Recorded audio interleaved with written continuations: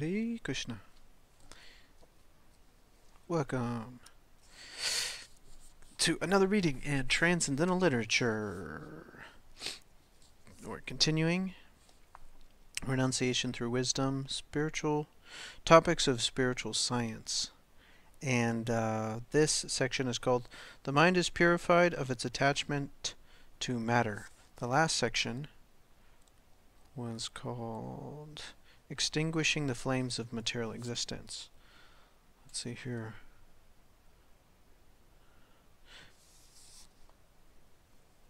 I'm trying to see.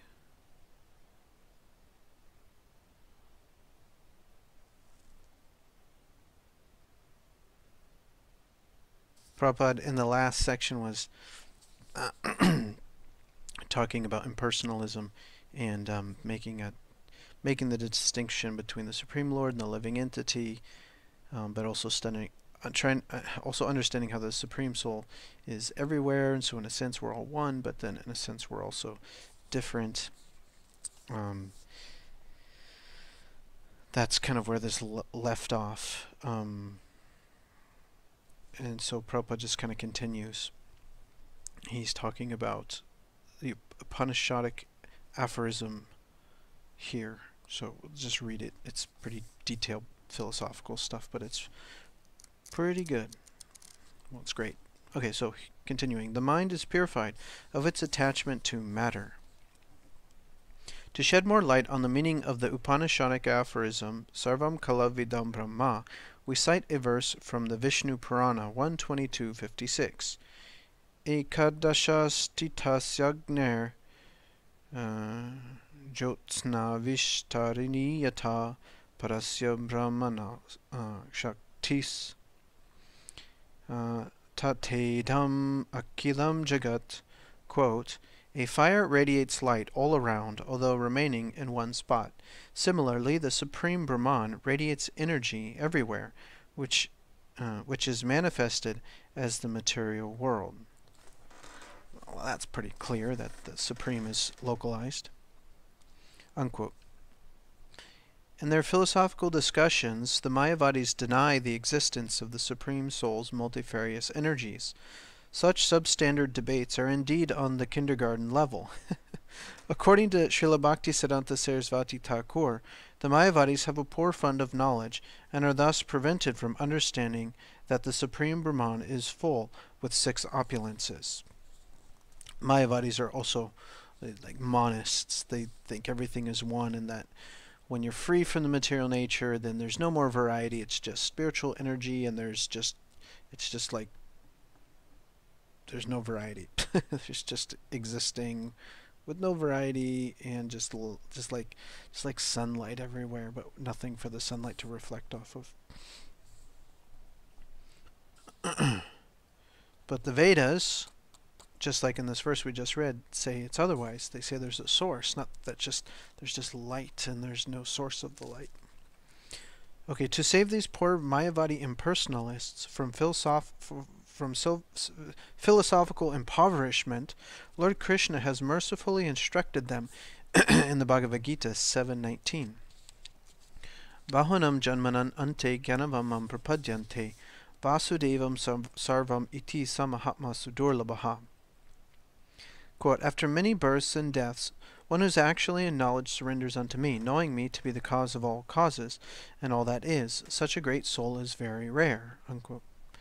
As the saying goes, quote, a tethered cow goes as far as the rope. Unquote. Similarly, one who uses the inductive method to search for ultimate knowledge will fail. His attempt is futile because one cannot know the supramundane with a mundane mind. Complete comprehension of the absolute truth is impossible with an unholy demoniac mind. When one is possessed of a demoniac mentality that tries to reduce the supremely omnipotent personality of Godhead to impersonal Brahman, all so-called philosophical debates will fail to discover the realm of absolute knowledge, or the truth about the non-dual substance. Vaishnavas alone are eligible to cultivate such knowledge. Wow, there it is again. I just had someone the other day tell me that we don't have a monopoly on bhakti. Well, we have a monopoly on understanding all the variegated energies of the Absolute Truth, according to Srila Prabhupada. And at the time, Bhaktisiddhanta was, no, he wasn't preaching, but at any rate, that's our philosophy. Of course, not all impersonalists are demoniac. As soon as an impersonalist realizes that the Absolute Truth is a person endowed with all transcendental qualities, he immediately begins to serve him. This is confirmed in the Srimad Bhagavatam 1.7.10, which states, Atmaramas chamunayo nir grhastha apyukrame kurvanti ahaitukim bhaktim itam bhuto gunoharihi. Quote, all different varieties of Atmaramas, those who take pleasure in the Atma, or the Spirit Self, especially those established on the path of self-realization, though freed from all kinds of material bondage, desire to render unalloyed devotional service unto the personality of Godhead. This means that the Lord possesses transcendental qualities and therefore can attract everyone, including liberated souls. Unquote. It is rare to find that great soul who is attracted by the Lord's transcendental qualities and thus surrenders to him. The only person who can surrender to the Supreme Lord is one who does not attempt to rob him of his personality, but who views the material nature as a transformation of his multifarious energies. Thus the Mayavadis can never be called Mahatmas or great souls. Only when they realize that the non-dual Absolute Truth is none other than the Supreme Personality of Godhead, full with 6 opulences, can they be called Mahatmas. Vaishnava Mahatmas have explained the aphorism Sarvam Kalavidam Brahma in this manner.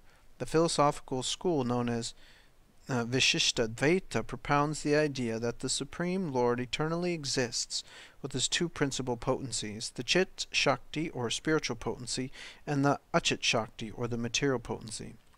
Though the Lord is one non-dual entity, he exists dynamically, manifesting his multifarious energies under the main headings of the Chit and the Achit potency, which he absolutely controls. Although he is the source of unlimited potencies, he eternally exists in his transcendental personal form. This form manifests in the 3 aspects, namely, as he sees himself, as a loving devotee sees him, and as he is seen by his competitors and enemies. The Sri Vaishnava disciplic succession headed by Sri Ramanujacharya cites the same text we have cited above to explain the situation of the Lord and his energies. Quote, a fire radiates light all around, although remaining in one spot. Similarly, the Supreme Brahman radiates energy everywhere, which is manifested as this material world. Unquote. Thus the entire creation is proof of the existence of the Lord. One who is in incomplete knowledge understands that the Absolute Truth is the One who is in complete knowledge understands that the Absolute Truth is the Supreme Personality of Godhead, who exists eternally as the source and controller of all energies. The Mahatma fully realizes this knowledge, and having taken shelter of the Lord's transcendental energy, Chit Shakti, they eternally render loving devotional service to him. Lord Krishna confirms this in Bhagavad-Gita 9:13 and 14. Mahatmanas tumam partam daivam prakritim ashritaha bhajantanyanamanaso gyatva-bhutadim avyayam satata kirtayanto mam yatantaschadritavrataha namasantascha mam bhaktya nitya-yukta upasate. Quote, O son of Pritha, those who are not deluded, the great souls, are under the protection of the divine nature. They are fully engaged in devotional service because they know me as the Supreme Personality of Godhead, original and inexhaustible. Always chanting my glories, endeavoring with great determination, bowing down before me, these great souls perpetually worship me with devotion. Unquote. The mental speculators and logicians, as well as the Mayavadis, who are neophytes depending on the empirical inductive process, should properly understand the position of the pure devotees of the Lord, who have realized the Absolute Truth. In the Bhagavad-Gita 4.23, Lord Krishna gives this explanation of the activities of the devotees. Gata sangasya muktasya jnanavastita cetasa yagyaya charata karma samagram praviliyate. Quote, the work of a man who is unattached to the modes of material nature and who is fully situated in transcendental knowledge merges entirely into transcendence. The activities performed as sacrifices are all devotional service. The Sanskrit word yajna means sacrifice, but it can also mean Lord Vishnu himself. To perform one's activities as transcendental devotional service is possible only for those advanced souls who are fully situated in the absolute truth.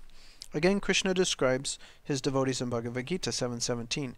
Tesham jnani nitya yukta eka bhaktir vishishyate priyo hi jnanino tyartam aham sacha mama priyaha. Of these, the one who is in full knowledge and is always engaged in pure devotional service is best, for I am very dear to him, and he is dear to me. Unquote. If an impersonalist philosopher, due to some piety, engages in devotional service to the Supreme Lord, then only does he become dear to the Lord. But as long as the impersonalists try to rob the Supreme Lord of his divine potencies, they can never be dear to him, nor can they be called Mahatmas. They will continue to be counted among the demoniac atheists deluded by the Lord's illusory potency. These atheists are not wise men. They are simply ordinary mortals who are offenders against the Lord.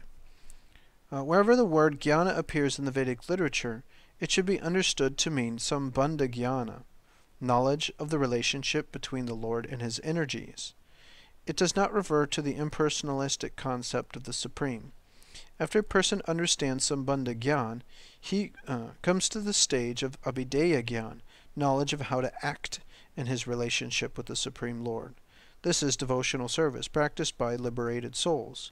The mature stage of abhideya jnana leads one to love of Godhead, the ultimate goal of all living entities.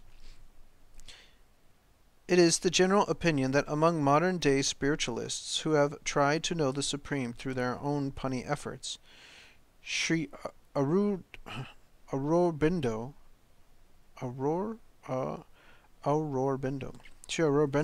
has attained some degree of realization. The reason for his success, it is claimed, is that the object of his search was not material knowledge. The Mayavadis attempt to know the oneness of everything, but their search takes them only up to the realization of the impersonal, non-dual Brahman. They do not know that becoming free from disease is not perfection, that after the diseased material condition comes the healthy state of spiritual existence, wherein a liberated soul is still an individual with personality. This fact is incomprehensible to them. Sri Aurobindo rose beyond this limited sphere of thinking and talked about supramental consciousness in such books as Life Divine. We consider this book a hazy attempt to present the Supreme Lord's transcendental potencies. He accepted that the Supreme Lord is endowed with the transcendental potency, and therefore we have some appreciation for him. But we feel that many persons cannot understand Sri Aurobindo's explanation of transcendence in his book.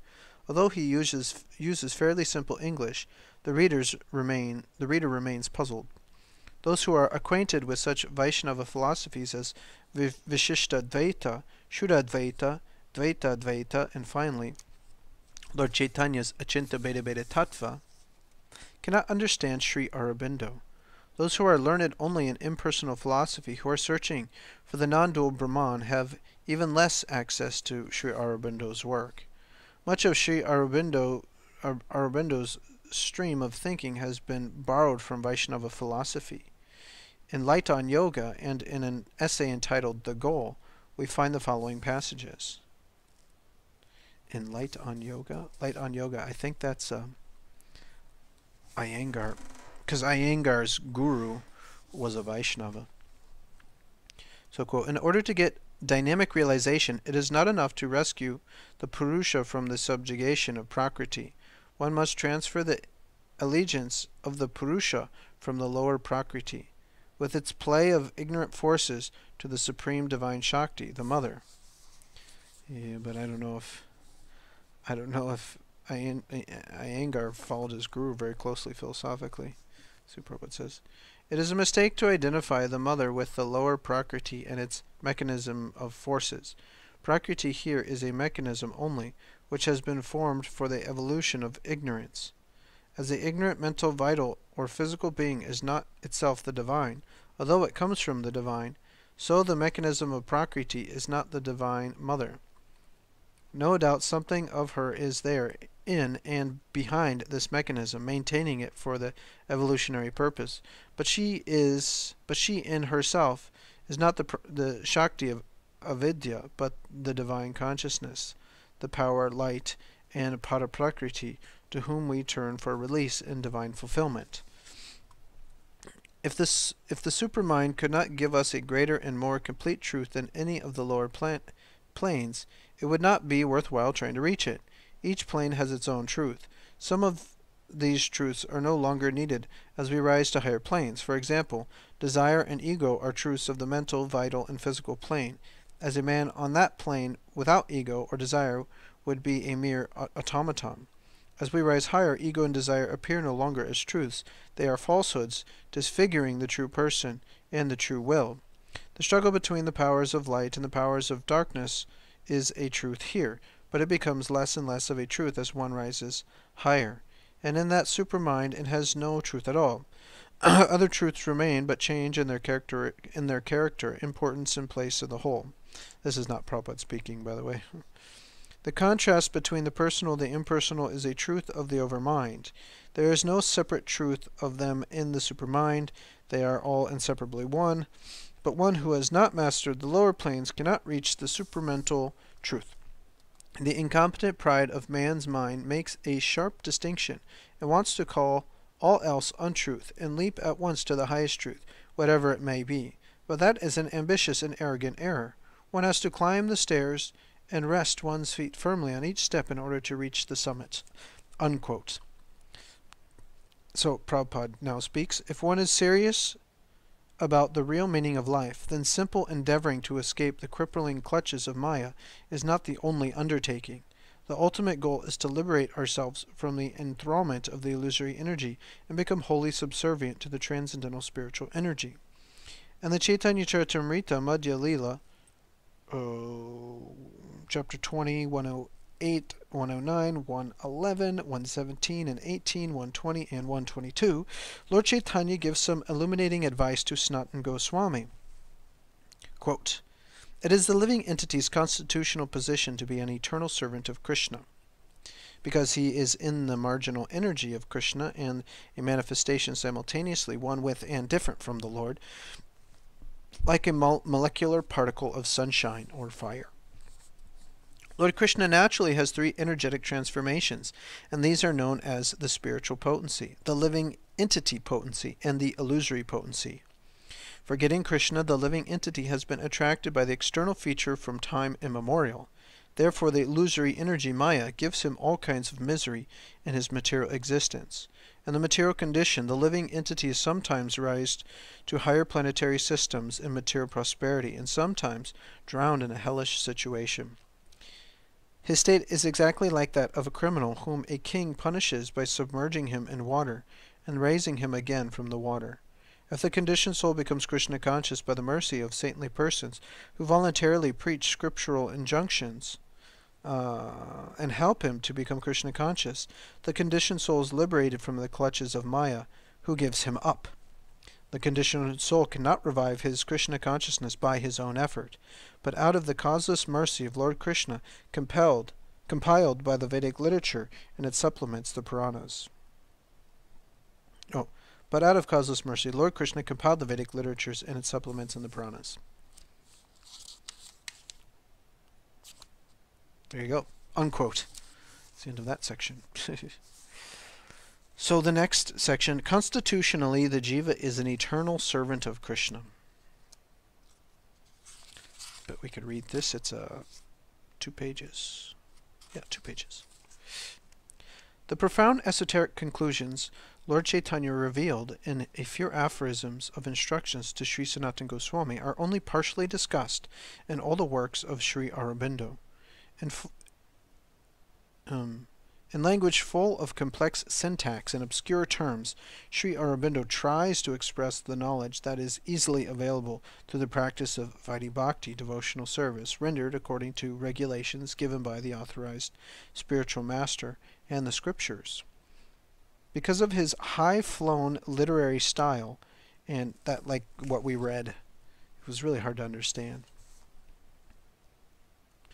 and for other technical reasons, Sri Aurobindo's writings are not easily understood by the ordinary reading public, and so his literature is, in a sense, ineffectual. Lord Chaitanya discussed in detail the Jiva's eternal constitutional position as Lord Krishna's servant and how the Jiva is put into illusion, or maya, when he tries to become the supreme enjoyer. Lord Chaitanya further explains that when the Jiva forgets his eternal position as a servant of Lord Krishna, he becomes eternally conditioned and illusioned. Thus Maya inflicts the miseries of material life upon the Jiva. If a person artificially tries to be something he is not, then he can expect only misery. In this regard, we recall a short story we read as a child in school that tells of a crow who tried to become a peacock. Mark that page. The creator and master of this universe is its rightful owner as well. Thus he is the sole enjoyer of everything. But if one among the creator's many servants tries to usurp his position and play the role of the Lord and enjoyer, how can he expect anything but suffering? In the Srimad Bhagavatam 10.87.30, one of the four Kumaras, Sanandana, recites to an assembly of sages in Janaloka the prayers the personified Vedas previously recited to the Supreme Lord. One of the prayers is as follows. It's a lot of Sanskrit. It would take forever. Let's just read the translation. Quote, if the countless living entities were all-pervading and possessed forms that never changed, you cannot possibly be their absolute ruler, O immutable one. But since they are your localized expansions and their forms are subject to change, you do not control them. You do control them. Indeed, that which supplies the ingredients for the generation of something is necessarily its controller, because a product never exists apart from the ingredient cause. It is simply illusion for someone to think that he knows the Supreme Lord, who is equally present in each of his expansions, since whatever knowledge one gains by material means must be imperfect. Unquote. The last word in knowledge is certainly not self-realization or Brahman realization. There is more to realize, namely that the Jiva is the eternal servant of Lord Krishna. This realization is the awakening of supramental consciousness, and the activities a Jiva performs in such consciousness are the beginning of his eternal life. When the Jiva performs all his activities under the direction of the Lord's internal spiritual energy, he enjoys eternal transcendental bliss, which is 1,000,000,000 times greater than the happiness of Brahman realization. The difference in transcendental joy between the two is like the difference between the vast ocean and the water collected in a calf's hoofprint. When Sri Aurobindo wrote of, quote, the Divine Mother, he was likely referring to this internal spiritual energy, the predominating deity of eternal transcendental bliss. He also pointed out that the activities of the inferior material energy should not be mistaken for those of this spiritual potency. Once the famous impersonalist and monist sannyasi Ramana Maharshi of Madras was asked by a foreign disciple, quote, what is the difference between God and man? Unquote. His cryptic reply was, quote, God plus desire equals man, and man minus desire equals God. Unquote. We say that man can never be free of desire. In his eternal conditional existence, the Jiva is full of the desire to enjoy matter, while in his eternal liberated state he is full of the desire to render devotional service to the Lord. Thus the Jiva can never become God. It is sheer insanity to equate man with God, or vice versa. The Mayavadi's unnatural desire to deny the inherent characteristics of his consciousness self is the very same desire that keeps him from attaining liberation. Hence the Mayavadis' false and arrogant claim of liberation is merely a demonstration of their perverted intelligence.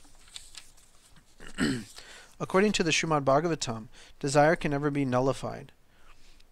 While conditioned, the jiva is a repository of unlimited material desires, summarized as the Chaturvarga, the four goals of human life, enunciated in the Vedic literature, namely religion, economic development, sense gratification, and liberation. However, in the liberated state produced by acting under the direction of the Lord's internal spiritual energy, the jiva's true spiritual desires become manifest. Sri Aurobindo has discussed this subject, though not in detail, and for this we appreciate him more than Rama Maharshi. Rama Maharshi has more or less tried to completely choke the life out of desire. This forcible elimination of desire is spiritual suicide. There is no credit in finishing off the patient without curing his disease. The doctor is qualified when he can cure the disease and to save the patient. Those who pursue the four Vedic goals mentioned above, even up to the impersonal liberation, find themselves imprisoned by their senses and enslaved by their desires. On the other hand, one who can teach people how to engage their daily activities in the service of the Supreme Lord is a real benefactor of humanity. In the Bhagavad-Gita 9.4, Lord Krishna says, Maya tatamidam sarvam jagad avyaktamurtina matstani sarvabhutani nachaham tveshvavastitaha. Quote, by me, in my unmanifested form, this entire universe is pervaded. All beings are in me, but I am not in them. Unquote. In this unmanifested, impersonal form, Lord Krishna pervades this entire universe, which is a transformation of his external energy. Therefore, all living entities in the material creation rest on his energy. Energy cannot exist by itself, without an energetic source. Thus, the material energy and the supreme energetic Lord Krishna are in principle one, though the energetic is far removed from the workings of his energy. The jiva, being marginal, is moved by desire to serve either the manifestation of the Lord's external energy, this physical world, or the Lord himself in the spiritual world, which is an expansion of his superior internal potency. In other words, in every situation the jiva maintains his constitutional position as a servant. Thus he cannot relieve the suffering he undergoes as a servant of the material nature by artificially giving up his desire to serve. Inherently, a servant, the jiva, can never forsake his desire to serve. But if he so desires, he can quit his bad service for a good one.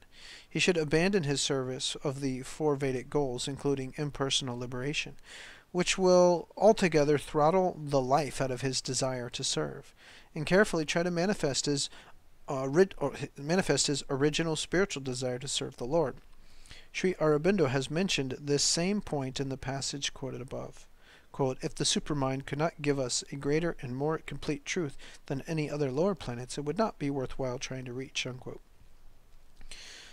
If a human being tries to exist without ego, desire, feelings, dislikes, and so on, he will be converted into inert matter. This is not spiritual elevation.